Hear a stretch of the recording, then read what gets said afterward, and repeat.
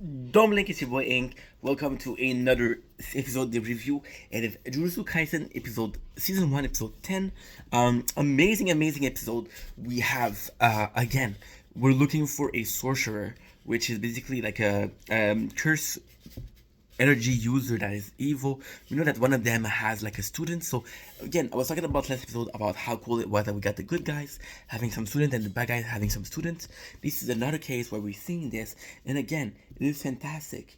But what's really cool about this episode is we get a deep dive into the students. Why is he like that? Why he got bullied? Why they turned to that, right? And you kind of understand them. And you feel bad for the bullied kid. And this is why it's so well written. I'm jumping a lot of guns, but it's all gonna make sense. Just trust your boy. Just trust Inky. Okay? It's kind of cool because he's stuck in between being bullied and a savior. And the savior is destroying life. And it's cool because Jupe, or he's saying, "Oh, I know humans are no good, so I don't care about killing them. I know that humans are no good, so I don't care about hurting them." And he has the same mentality that occurs. But what he has, if he had a friend called Yuji, that was just cool enough to show him that hey, there's hope. A lot of people are shitty, but there's some good people too.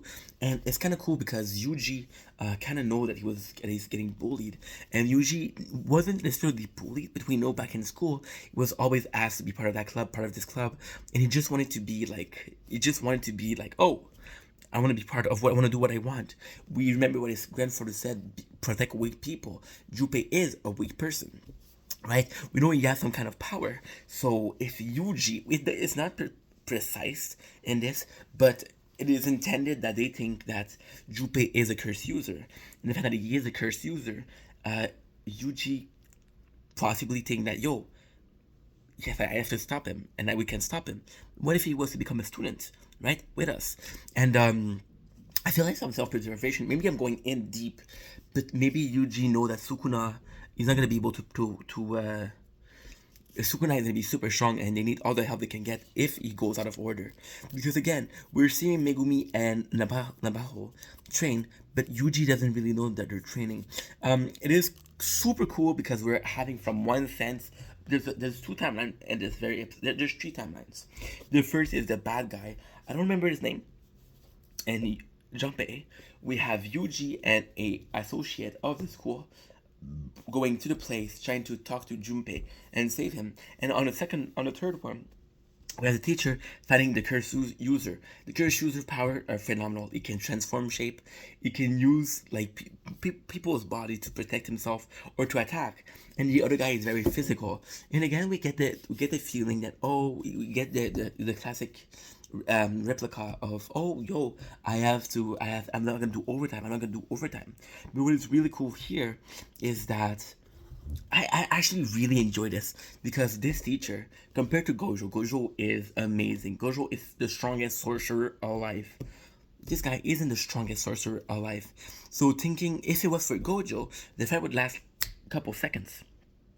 But since he's the other guy, there seems to be like a bigger sense. Because Gojo is one person. He might be the strongest, but he cannot stop everybody. Right? So the fact that we have this, and the fact that it's completely, because of course the story is about Yuji. Right? The fact that it's completely regardless of what Yuji sees. And he might die. We don't know the fight. It ends like middle, right? So we don't know if he's gonna die, and we don't know if it's gonna be having any impact on Yuji. Because yes, Yuji know the guy, but you know the guy for one episode. It was not that much. Again, we're seeing the battle. The battle is phenomenal. The fact that I believe that Yuji is able to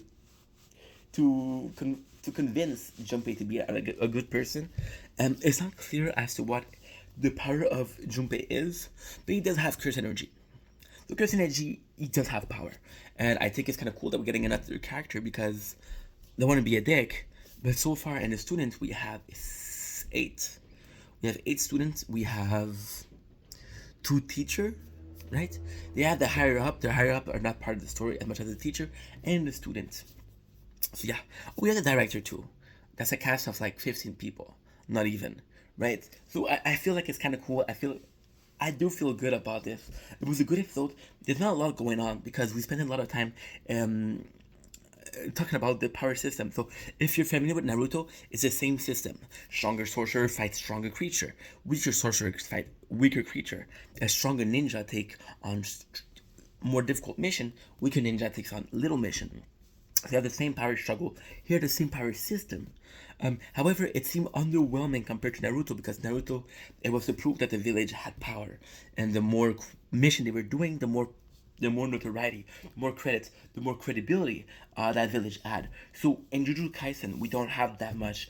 Jujutsu Kaisen, however, its power system is greater because, yes, there's a lot of time where Naruto could have died, right? But if you're thinking about the mission he started with, the mission that some ninja has to do, which is escorting somebody versus simple bodyguard, it's kind of not just pointless. What I'm trying to say is Naruto, right? Even if I'm gonna be a dick. I'm gonna be a dick, right? Naruto in the village. If somebody was to die, somebody we don't know. I don't know. I don't fucking know. Let's say one of the friend of Konohamaru, right? We know they don't do much in the story. I'm sorry. I'm just being honest. If they were to grow up and die, right? The number of ninja who can actually attack the whole village, it's very, very like little. You can have a war between village. Now that's something, right? But it's very little. It does take away from the importance of a defeat. Like, oh, you killed one ninja, but you protect the whole village, right? Take that aside. From Jujutsu Kaisen, there's a lot less people, so every single one of their danger, their death, is a huge blow. And it does make sense. Do I prefer the grand scale of Naruto or the smaller scale of Jujutsu Kaisen with more impact? That's up to you to decide. As always, I love you guys. Peace.